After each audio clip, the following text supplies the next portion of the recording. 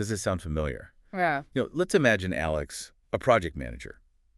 For years, she really thought her job was basically to be the ultimate problem solver. Right. Her team, they brought her everything. Every bug, missed deadline, client complaint, you name it. Mm-hmm. The go-to person. Exactly. And at first, she felt incredibly useful, needed, competent, the one with the answers. She was the hero. That feels good initially. Totally. Yeah. But before long, she was just drowning. Drowning under everyone else's issues. Her calendar was completely overrun. Yeah. And maybe the worst part, her team was just stalled out, waiting for her instead of thinking for themselves. Yes. We felt like strong leadership was actually a subtle trap.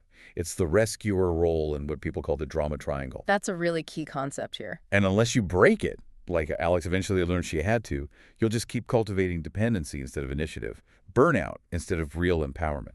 And what's fascinating, I think, is how that approach, which seems so helpful, maybe even selfless on the surface, can inadvertently stifle growth. It actually leads to greater dependency within a team. It's counterintuitive. It really is. So today, our deep dive is all about unpacking this exact leadership shift. It's about moving from being that perpetual rescuer to becoming a true developer of problem solvers. We're going to explore the often unseen mechanics of this drama triangle dynamic. Okay. And maybe more importantly, look at the actionable insights from our source material on transforming your leadership. Really moving from that problem-focused mindset to an outcome-oriented one. So what does this actually mean for you listening right now? Well, by the end of this deep dive, you should have a much clearer understanding of how to spot this pattern, maybe in your own leadership. But also you'll discover practical, proven ways to, empower your team.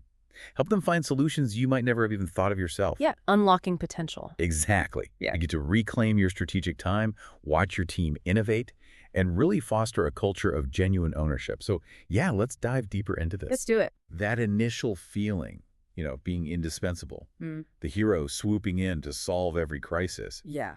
It's incredibly seductive, isn't it? Oh, absolutely. It's a strong pull. Like Alex found, you get that immediate hit of gratification. Yeah. You fix something. You resolved a problem because you stepped up. Right. Validation. Yeah. And it reinforces this idea that you're the most competent person, the one who can always find the answer. But the hidden cost, and it's really insidious, as our source material from The Power of TED really illustrates vividly, is that you unwittingly keep your team members in what's often called victim mode. Victim mode, yeah. That's a key part of that drama triangle. They get used to just bringing you the problem, often framing it like it's insurmountable, right? And then they wait, implicitly or explicitly, for your solution. You hear things like, this client is impossible, or we're stuck because of Department X. Exactly. The focus is all on the external barrier, not on their own power to navigate it. Precisely. And the source touches on that crucial concept from The Power of TED, the empowerment dynamic, which actually reimagines Cartman's classic drama triangle. Okay, so it flips it. Kind of. Yeah. Traditionally, you've got the rescuer, the victim, and the persecutor. Now, we're mainly focusing on the pitfalls of the rescuer and that passive victim role today. Right. But it's worth noting the rescuer, trying to help, often enables the victim and can even sort of indirectly trigger a persecutor by stepping in and disempowering others. Interesting dynamic. Yeah, the rescuer, even though they seem benevolent, actually needs a victim to rescue. It fuels their sense of purpose. Wow. And the victim role, in turn, is all about focusing on the problem itself, not actively seeking an outcome. It's this subtle but really powerful feedback loop. Where your helpfulness trains them to be less autonomous. Exactly. The more you solve for them, the more they learn to rely on you. It just solidifies this dependency. Okay, so how does TED flip it? The Power of TED brilliantly transforms these into constructive, positive roles. You get the creator, who's focused on desired outcomes, the challenger, asking tough questions to foster growth, and the coach, supporting the creator. This reframing is absolutely key to breaking free. That makes sense. And the really insidious part, like you mentioned, is this dependency doesn't just hurt the team. It hits you, the leader, hard. Oh, definitely. You become the bottleneck, the single point of failure for tons of issues. Your calendar. Yeah. Just overrun with everyone else's problems. Leaving no time for the big picture stuff. Exactly. No time for strategic thinking, innovation, proactive work. You're just constantly reacting, firefighting. It leads straight to burnout. yours and theirs, in a way. Yeah, because it starves your team of the chances they need to grow, to develop their own skills, and honestly find fulfillment. They're stuck waiting for you. That's not empowering anyone. It just puts a ceiling on what the whole team can achieve. So, okay, if this cycle is so common, so entrenched, how do we even start to break it? Where do we begin? Good question. The sources really point to a critical internal shift for the leader. It's about moving from that problem-oriented mindset you just described. Right, the what's wrong Yeah, instinct. exactly. Where the first thought is always, what's wrong?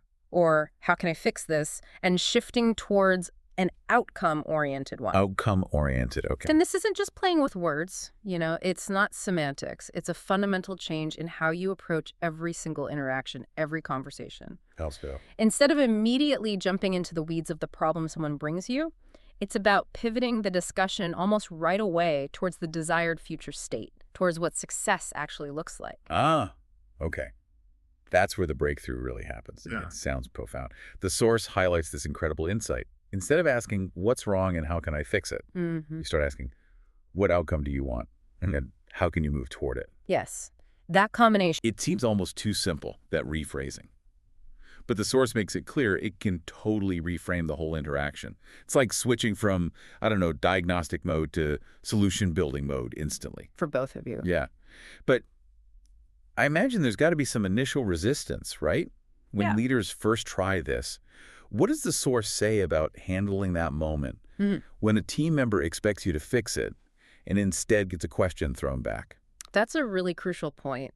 It is a simple shift in language, but it definitely requires courage and consistency, especially at the beginning. Okay. When you ask, what outcome do you want?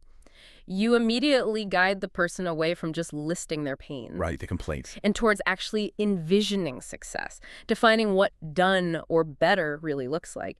And then by asking, how can you move toward it, you hand the agency, the power, the ownership squarely back to them. You're not saying, I'll fix it. No, you're saying, I trust you to find a path forward. This process helps transform them from that victim orientation, stuck, passive, to a creator orientation, focused on proactively achieving that desired outcome. Okay, but what about that resistance? The I don't know response? The source absolutely acknowledges that. Team members used to being rescued might get frustrated initially. They might feel abandoned even. Yeah, I can see that. They might say, but I don't know, or that's why I came to you. And this is where the leader's persistence, their patience, and their genuine belief in the team's abilities becomes so critical. You have to stick with it. You have to ride out that initial discomfort, consistently hold the space for them to step into their own power, and maybe reassure them that you're there to support their efforts, not to do the work for them. And this is where the real magic happens, right? As the material from The Power of TED shows. Leaders have apparently reported seeing junior team members come up with solutions that bypass long-standing departmental bottlenecks, or suggest totally novel ways to engage clients that no senior leader had even considered. It unlocks hidden potential. It's not just about them solving their immediate problem anymore. It's about unlocking this, collective intelligence, a whole wellspring of innovation that was just lying dormant because everyone was waiting for your answer. Imagine the advantage that gives a team. Right. Moving from a single brain to a distributed network of innovators, you're not just delegating tasks, you're truly collaborating, elevating their thinking, creating space for them to develop their own agency and strategic mindset. And if we connect this to the bigger picture, the most powerful tool a leader have isn't really their own ability to solve problems. What is it then? It's their capacity to empower others to solve their own. When team members are consistently encouraged to think in terms of outcomes, to identify their own next steps, it just creates this ripple effect across the whole organization. Building resilience. Exactly. It builds not just individual capability and resilience, but also collective agility. It's about moving from being the sole brain trust to fostering a team of thinkers who can adapt, innovate, and thrive independently, even when things are ambiguous. That's what really drives long-term success. And creates a sustainable, high-performing culture. Yes. Okay, let's shift from the theory to the tangible impact. Yeah. When you truly embrace this fundamental shift, what practical, real-world benefits can you and your team actually expect to see? Well, several key things emerge. Okay, first. First, team members develop significantly greater confidence and self-reliance. They learn they can tackle challenges. Builds internal strength. Right. reduces their need for external validation. And that's not just about work, it impacts their whole professional growth. Okay, second. Second, innovation just starts to emerge more naturally from diverse perspectives. When everyone feels empowered to contribute their ideas, their insights, you tap into a much richer, more varied pool of solutions. Leads to creative breakthroughs you might have missed otherwise. Exactly. If only one person was doing the thinking. Got it. Absolutely. And these benefits, they really compound. Third, you, as the leader, you reclaim invaluable strategic bandwidth. Oh, the time factor. Imagine redirecting all those hours you previously spent firefighting towards actual innovation, market analysis, building critical partnerships, developing your own long-term vision, stuff that truly drives the organization forward instead of just keeping the lights on. That's huge. Okay, fourth. Fourth, a vibrant culture of empowerment fundamentally replaces that stifling culture of dependency. That's a massive cultural win. Teams become more engaged, more motivated, more proactive. And Finally, trust and psychological safety flourish. When people feel genuinely valued for their thinking, their initiative, their contributions, not just their ability to follow orders. they feel safer. Exactly. It creates an environment where people feel safe enough to take calculated risks, learn from mistakes without fear of judgment. You know, what really stands out here is how interconnected these all are. They're not just isolated benefits. Not at all. It's a system. Like, increased confidence leads to more self-reliance, which then fuels more innovation across the team.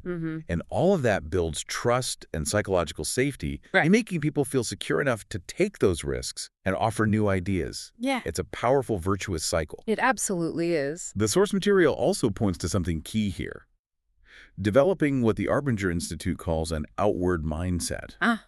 That sounds crucial. It is crucial. This virtuous cycle, as Arbinger's work suggests, is fundamentally about how we perceive other people. How so? Well, an inward mindset tends to treat others like objects. They're either useful tools or they're obstacles to my goals, my objectives. Self-focus. Very self-focused. It often leads to judging, blaming, or just ignoring others. But an outward mindset means genuinely seeing others as people. People with their own complex needs, aspirations, and incredible capabilities. It's not just about being nice, then. No, it's much deeper. It's a profound cognitive shift. It allows you to truly value their input, trust their potential, and therefore naturally ask those empowering questions. Because if you don't really believe they can do it. Exactly. If you secretly think someone's incompetent, your empowering questions will feel totally disingenuous, like you're just offloading work or setting them up. The outward mindset is the bedrock. It ensures your actions come from genuine respect and belief in your team. An outward mindset. Yeah, that's so important because it gets beyond just technique, doesn't it? Definitely. It's about truly recognizing the humanity and potential in others, not just how they fit into your goals or solve your immediate problem. It's that shift from self-focus to a genuine other focus. And it fundamentally changes how you interact. Right. Alex, in our earlier example, she realized she wasn't truly seeing her team members' capacity, just their immediate problems that landed on her desk. This mindset isn't just a soft skill. It feels like a foundational piece for this whole transformation. Without it, the tools, the questions, they could just fall flat. Absolutely. The outward mindset is the foundation because, like we said, without genuinely seeing your team as capable, questions like, what outcome do you want, can feel fake. Right, like you're just passing the buck. Or worse, setting them up to fail. But when you combine this outward mindset with improving your conversational capacity. Conversational capacity, okay, what's that? It means balancing candor with curiosity in those tough discussions. That's when team performance can really skyrocket, according to the source. Candor with curiosity. Okay, break that down. So candor isn't just being blunt, right? It's about clearly and directly communicating your observations, expectations, maybe your concerns. Like saying? Like saying to a team member, look, our project is consistently missing deadlines because there seems to be a lack of clear ownership on task X and Y. Direct. Clear. Okay, but then the curiosity part. Then the curiosity immediately kicks in. What do you see as the biggest obstacles there? What ideas do you have for reestablishing clear roles and timelines to get us back on track? So you're direct, but then genuinely open. Exactly. You're open to their perspective, not just dictating your solution. Now, this approach is definitely harder than it sounds, especially when you're under pressure. Oh, yeah. But it's where real collaborative problem solving and true accountability actually begin. Balancing candor with curiosity. That really does sound like a powerful combination. It creates a real dialogue, not just a monologue from the leader. Yes. It means you can be direct, provide clear feedback or expectations, but you also approach it with an open mind, genuinely interested in their thoughts, their challenges, their potential solutions. Feels mutual respect. Yeah, and allows for a much richer, more sustainable problem solving. It sounds like this isn't just about making people feel empowered. It's about equipping them with the tools, the mental space, the psychological safety to actually be empowered, to step into that creator role you mentioned. It is. And, it's important to acknowledge that the path from that victim orientation to creator isn't always smooth sailing. Right, the resistance we talked about. People who are used to bringing you problems, expecting you to fix them, they might initially resist when you start turning the question back. They might feel like you're dodging. Yeah, maybe like you're shirking responsibility or you don't trust them, or even that you're being dismissive. Alex, our example, she found it tough at first. How so? When she first asked, "What outcome do you want?" to someone who was used to her just fixing things, apparently there was silence, maybe even a bit of resentment. Oof. That's hard. It is, and this is where the leader's persistence, their clarity about why they're doing this, and that genuine belief in their team's capabilities become absolutely critical. You have to push through that discomfort. You have to ride it out, consistently hold that space for them to step up, and maybe explain that your role is shifting. You're moving from problem solver to capacity builder. So it takes patience, resilience, and a real commitment to their growth, even when it feels quicker and easier in the moment to just jump in and fix it yourself. It's definitely a long game strategy for leadership. Trusting that the investment in developing problem solvers pays off exponentially down the line. Yes, and even the most dependent team members can transform with that consistent support and belief. It fosters a true sense of partnership. Okay. Indeed. The transformation really comes from consistent modeling and encouragement. It's about showing, through your consistent questions and your genuine curiosity, that you believe they are capable of finding solutions. And over time, they start to believe it too. Exactly. Over time, they internalize this belief. And that's when you truly start to see the shift. From dependency to initiative, from problem-focused to outcome-driven thinking. That's how leaders build a team that's not just responsive, but truly proactive and innovative. Yes. If we really connect this back to the bigger picture, the shift from a problem-oriented mindset to an outcome-oriented one, it's about more than just efficiency, isn't it? Seems like it. It's about fundamentally changing the relational dynamics within a team. It moves from that place where a leader feels burdened, constantly carrying the weight of everyone else's issues, Right, the rescuer fatigue. to one where everyone is actively contributing to solutions, sharing the responsibility, growing in the process. It's worth remembering. Real leadership isn't measured by how many problems you solve. But by how many problem solvers you develop. Exactly. That cultivates a culture of ownership, genuine collaboration, and continuous learning that goes way beyond individual tasks. It positions the whole organization for sustained success. Okay, let's try and unpack this one last time for you, listening. By making that pivotal move, that shift from asking, what's wrong and how can I fix it, to asking, what outcome do you want and how can you move toward it? Mm-hmm. You unlock deep team confidence, you foster genuine innovation, you reclaim your own invaluable strategic time, you build profound empowerment, and you cultivate lasting trust. It's not just a little tweak, it's a complete leadership paradigm shift. It really is transformative. So here's where it gets really interesting for you. What mindset shift has maybe transformed your leadership approach already, perhaps without you even realizing it aligned with these ideas? Good question to ponder. Or, maybe more practically, what is one small, specific step you could take this week, starting now, to begin cultivating more problem solvers on your own team? Think about a specific situation you faced recently, or maybe you acted as the rescuer. Mm-hmm. And just imagine how asking a different question could have not only changed the immediate outcome, but maybe empowered that person involved in a lasting way. And that really raises one final important question for all leaders to consider, doesn't it? If developing this outward mindset and really balancing candor with curiosity are so crucial for this transformation, how can we ensure these aren't just, buzzwords or concepts we get intellectually? How do we make them deeply embedded, consistent practices in our daily interactions, especially when the pressure's on, deadlines are tight? How do you move beyond just knowing these concepts to consistently living them out in every conversation, even when you meet that initial resistance?